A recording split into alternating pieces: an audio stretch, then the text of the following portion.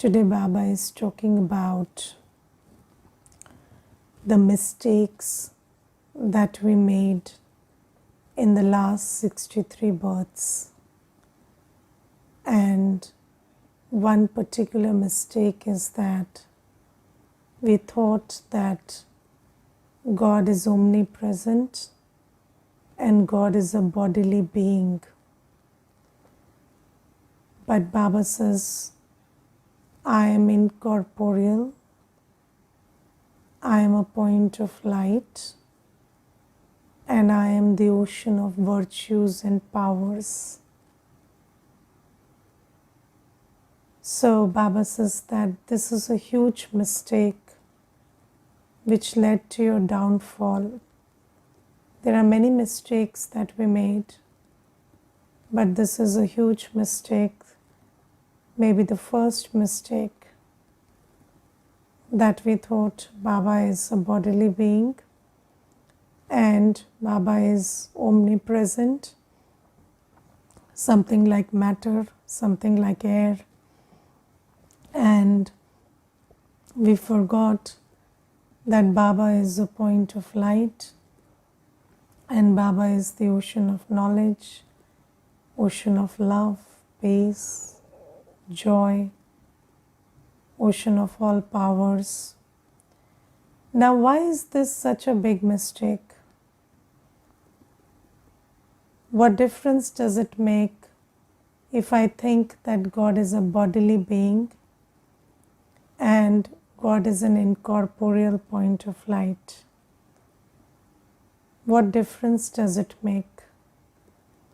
So, that is a question that we need to answer to ourselves, because Baba says this is a very big mistake and this led to your downfall. But do we understand how great a mistake that is?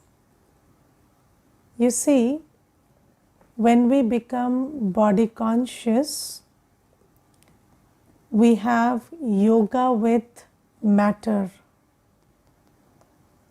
And that is why we increasingly lose our spiritual energy. Just understand this very, properly. When you have yoga with physical matter, then you lose your spiritual essence.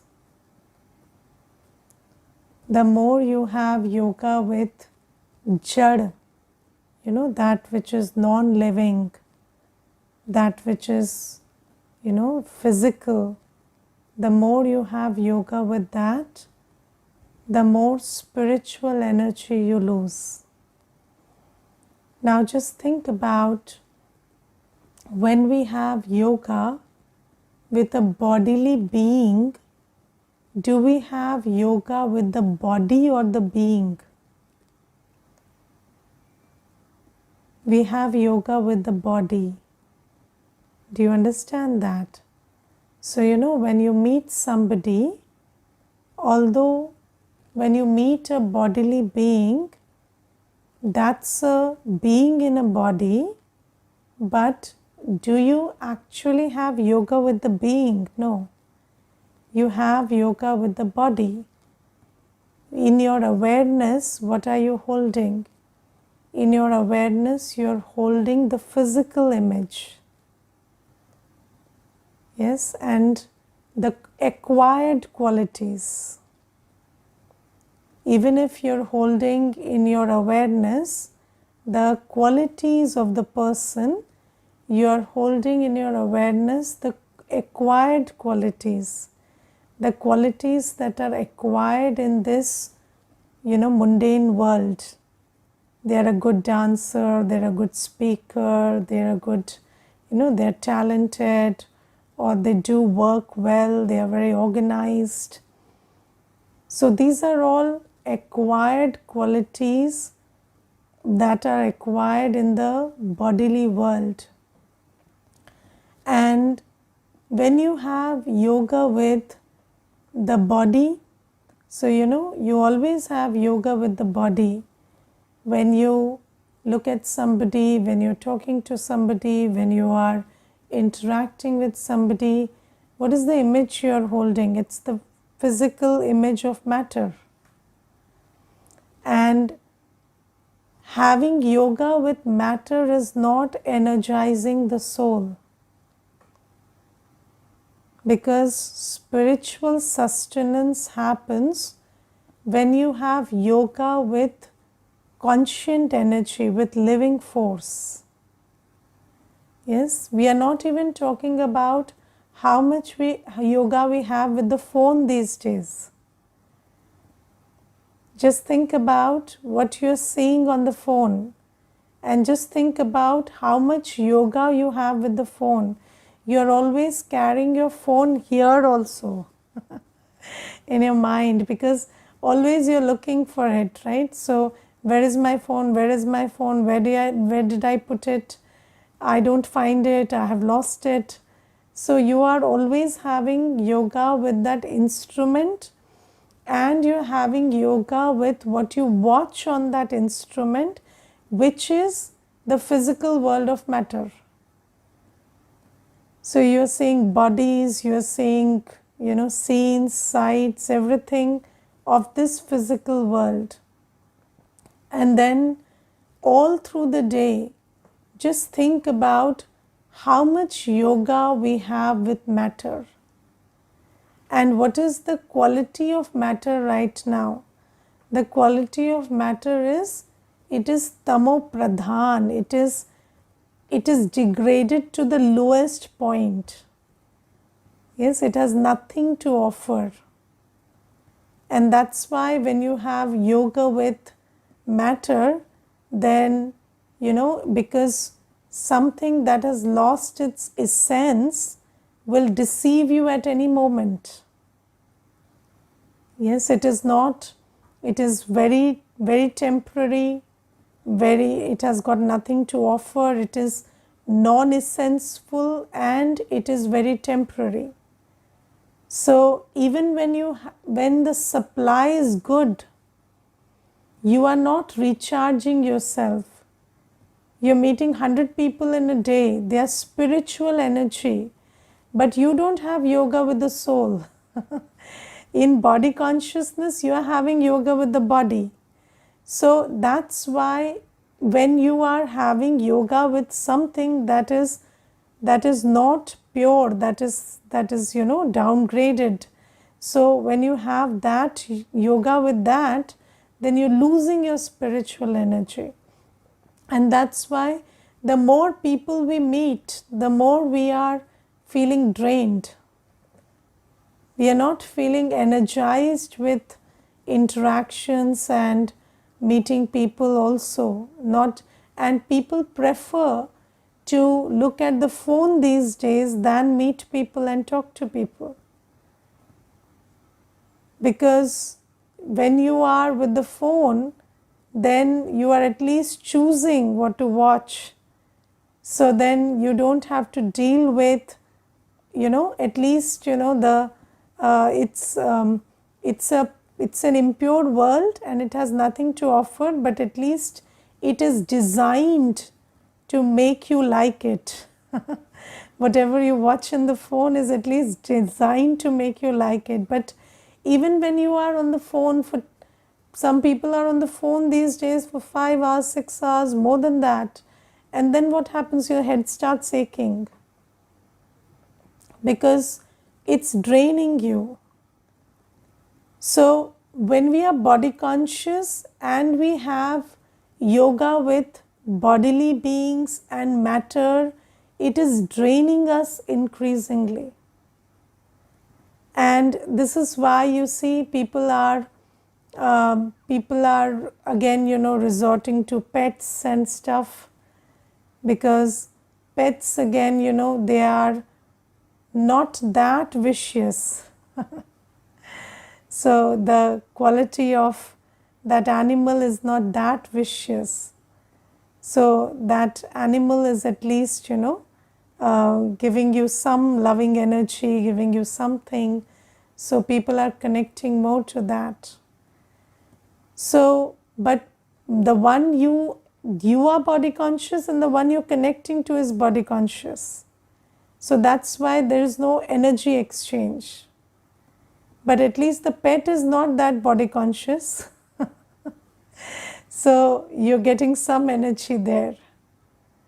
So it's very interesting that when you become like the one you have yoga with. So when you have yoga with that which is impure, that which is empty, non-essential, then you also start losing your essence. And similarly, when we do bhakti, we have yoga with, physical bodies. We have yoga with images of bodies. And they are not even, they are not even humans you are having yoga with. And if you have yoga with a guru or somebody, that guru is also right now not in their pure state. So again, and you are not having yoga with the soul because you are not soul conscious. So then you are having yoga with the physical image of the guru. Then how can that recharge you? And yes, when you see, when souls were pure, so let's say when Jesus came, when Buddha came, so they were pure souls. So at least when they talked, then they were not impure and body conscious. So their energy made the person who talked to them feel something. Yes, but now even the guru is as vicious as you. So then where is the energy exchange? So now Baba tells us that it's very important at this point to understand that you have to have yoga with the being of light, that is Baba. And Baba says, I am not a body. And you don't need to have yoga with the body. So, although just think about, who are we interacting with every day?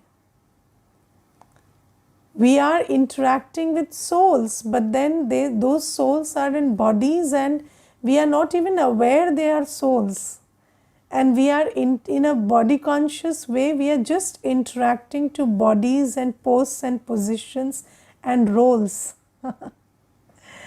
Yes, and then we feel cheated when the post and position changes or the role changes and you are expecting according to the role, you are expecting according to the position, but you're dealing with the soul. So you are, so let's say somebody is very well dressed and they are appearing perfect. And then when they start talking, they are not polite, they are not kind. And then what happens is you feel they are, they are speaking such good language and then they are well dressed and stuff, but why are they not kind and polite? Because why did you get deceived? Because you think that when you have yoga with the package, then the diamond inside is equal to the package. But you're getting deceived because that's not who you are dealing with. The one who is inside is very different from the package. And then your expectations are failing you. But if you now that we are Baba's children and we know that that person is a soul and every soul has got a mind, intellect, original sanskars and acquired sanskars. And you choose to focus on the original sanskar while interacting with that soul, then every interaction will recharge you. Because how they dress, what they speak, how they behave, how their acquired sanskars are coming up, you don't fall into that trap. Yes, you know that this is a pure, peaceful, blissful point of light and you just hold that in your awareness and interact.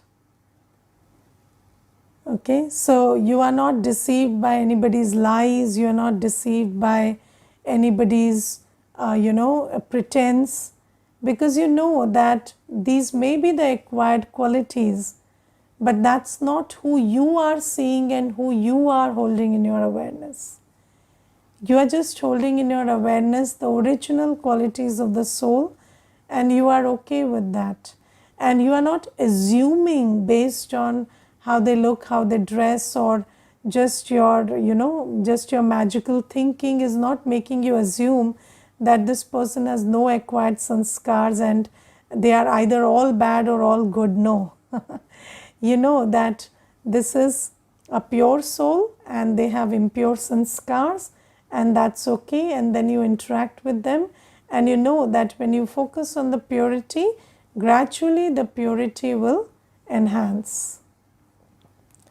So this is, and you see, when you're talking to your boss, you completely forget that that's a soul and you are interacting with the chair. So you think that the person is the chair that they sit on, and then all your expectations and your attitude and your behavior is according to the chair they are sitting on, but they are not the chair. And then you don't feel what you should feel in your interaction with the soul, because you are not interacting with the soul, you can't even see the soul, and you are not keeping your third eye open. So Baba tells us that we have been very body conscious, and everybody around us also has been body conscious, and we have been increasing our body conscious in interactions with body conscious souls. And when we are body conscious, we will experience sorrow, we will experience drainage of spiritual energy, and that's what's exactly happening. And then Baba tells us, I come and I teach you how to have yoga with the Supreme Soul, how to see yourself as the soul, and how to have yoga with the Supreme Soul. And Baba says that you need to understand with your intellect, who am I? So Baba says, I'm just a very tiny point of light which is invisible to the naked eye, and in that tiny point of light, I am an ocean of peace, ocean of knowledge, ocean of love, ocean of purity. So when you have yoga with me, what do you hold in your awareness? You are holding in your awareness my teachings, my love, my peace, my joy, and that's who you are having yoga with. Yes? Do you ever have yoga with, the love of somebody, the peace of somebody in the world? No. You always have yoga with something they do, something they have, yes, something physical, something of this world. But what does the soul need? The soul needs knowledge, purity, peace, love, happiness, bliss, power, because that's what the soul is made of. And how do you get that? Only when you have yoga with the ocean of peace, ocean of love, ocean of joy. And when you understand that Baba is a point and an ocean in virtues and powers, and you have yoga with that Baba, then you draw that love, peace and joy. Yes, you go and take a shower, you feel the coolness, but how do you feel the peace? Yes, people know how to feel, egoistic, they know how to feel pleasure, they know how to feel anger, they know how to feel disappointment, they know how to feel, excited, but they don't know how to feel peace. feel love. Yes, you know how to feel pleasure, you don't know how to feel wanted, you know how to feel desired, but you don't know how to feel loved and respected. And even when you think you're feeling loved and respected, it's actually you're feeling your ego is being fed. So you think that being a recipient of ego boost is equal to feeling love and respected, but no, only Baba gives us genuine love, genuine respect, genuine peace, happiness. And when you sit with Baba, you draw those things, and when the happiness that we feel in the world, when we get something, achieve something, that's excitement. That's not happiness. Do you understand the difference between excitement and happiness? So, if it was happiness, then it would nurture the soul. But the soul is not getting nurtured by these episodic, attainments and other things. So that is just a state of excitement you go into because something happened according to you, but you're not getting happiness. And Baba says happiness is when you do everything according to Srimad, then you get happiness. Yes, you wake up in the morning and remember Baba, you'll get happiness. And Baba says that when you have yoga with me, I am the ocean of peace, purity, love, joy, bliss, power, knowledge. And Baba says, when you have yoga with me, I am the ocean of these virtues and power, so you feel them, you feel what the soul, or you draw into yourself that which the soul actually needs in this state of yoga or in this state of link with me. And second thing Baba says that you also get rid of your body consciousness, and I pull you into this state of seeing yourself as a soul also, because you see, when Baba doesn't have a body, Baba, and we have yoga with Baba, then this communion with Baba makes us forget our body and realize that I am also a soul. I am also a point of light and a master ocean in all virtues. And you can also feel the power of soul consciousness. You can also feel the fullness of soul consciousness when you are in yoga with Baba. And Baba says, this is why you need to have yoga with me. Not with bodily beings, not with matter, not with idols, nothing. And Baba says that when you don't know what I look like, what I feel like, or you think that I am a bodily being, then you cannot get the benefit of the virtues that I am giving you and of the body consciousness that I am pulling you out of. So this is how, and you see, you need love, peace, purity, bliss, power, because that's what the soul is made of. But until and unless you are able to see yourself separate from the body and just as a being of these virtues and powers, how can you feel it? And you think that if you try hard enough, you will get love from body conscious souls and you will fill yourself with that love.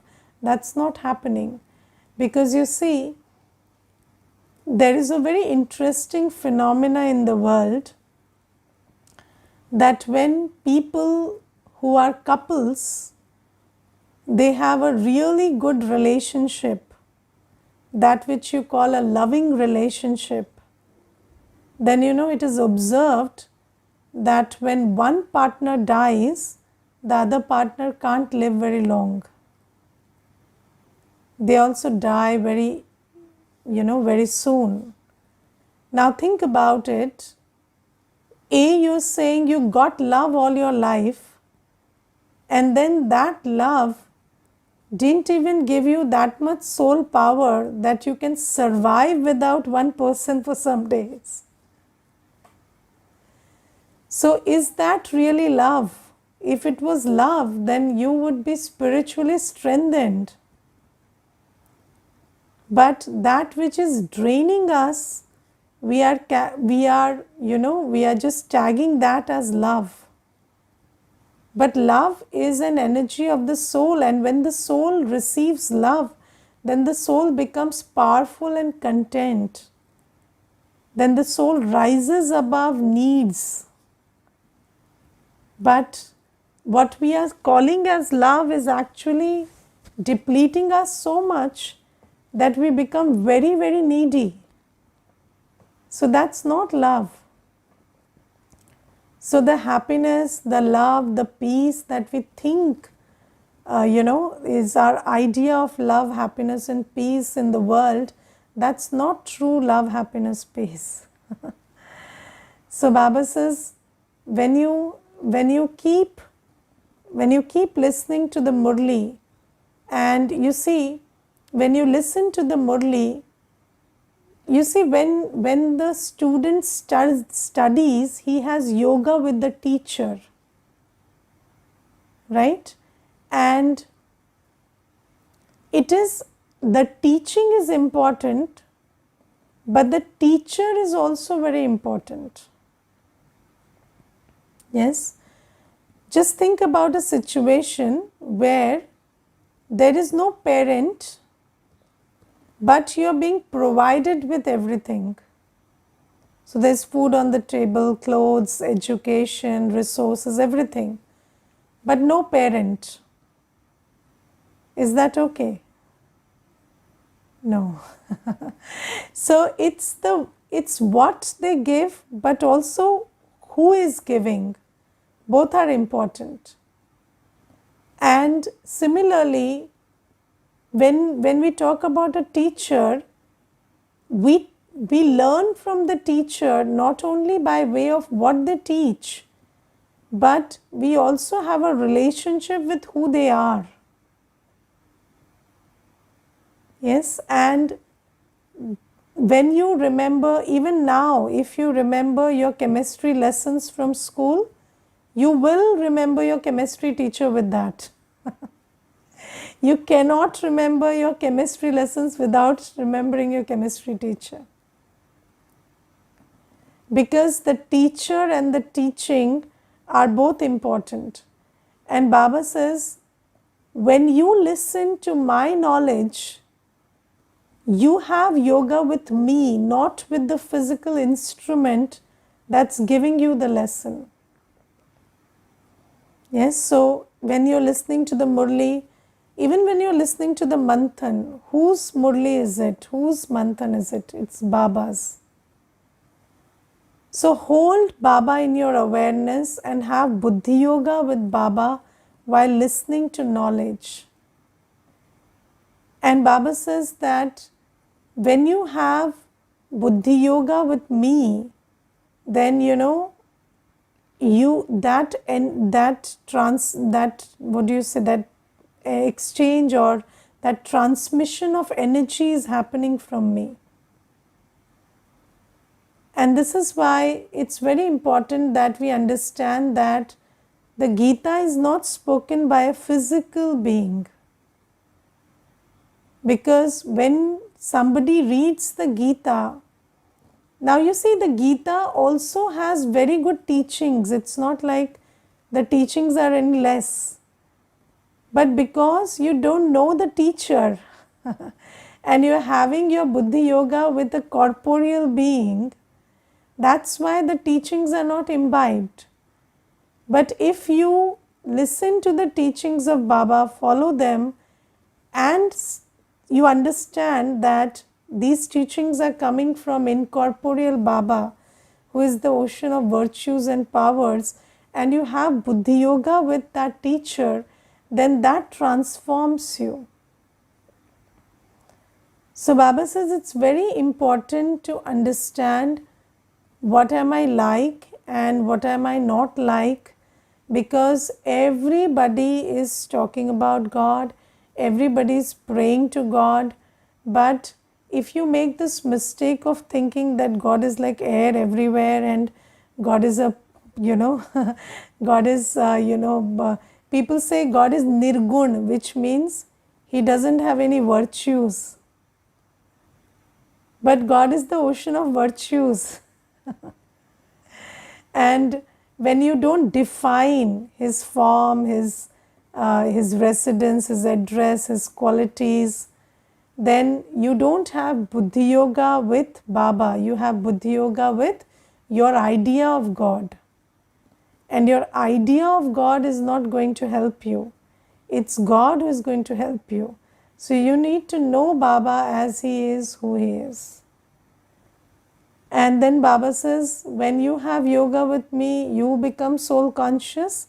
And then when you are soul conscious, that soul consciousness, that state of soul consciousness is a state where you don't lose your spiritual energy.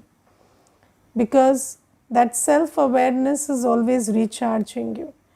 B, when you look at somebody else, when you're talking to somebody, you are looking at the soul that's peaceful, pure, loveful, and you are having an exchange with that loveful, peaceful energy.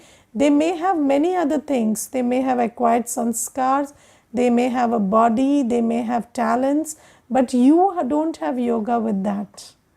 You have yoga with the pure, peaceful being of light.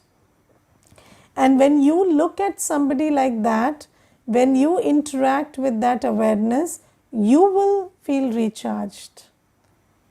Yes, when I look at you with love, that you are a pure being of light, Baba's child, then I will feel the recharge. Whether you may be anybody, it doesn't matter.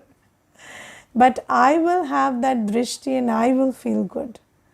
So Baba says this is how, when body consciousness happens, then there is continuous discharge.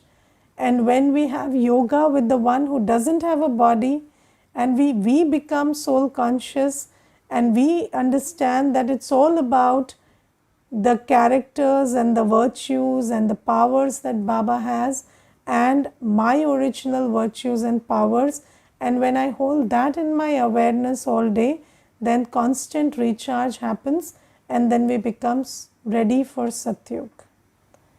Okay, but just think about whether you keep remembering Baba, whether in your awareness there is Baba or there is this physical world of matter.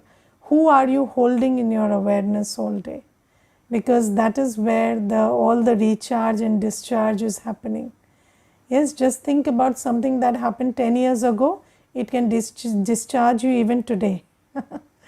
Because that's the physical act of a body conscious person, and you're very body conscious when you're remembering when that happened and how that happened, and in that state you will get discharged. Okay, so this is one point of the Murli, but there are many points in the Murli, and just reflect on that, read them, and then think about it. Okay, Om Shanti.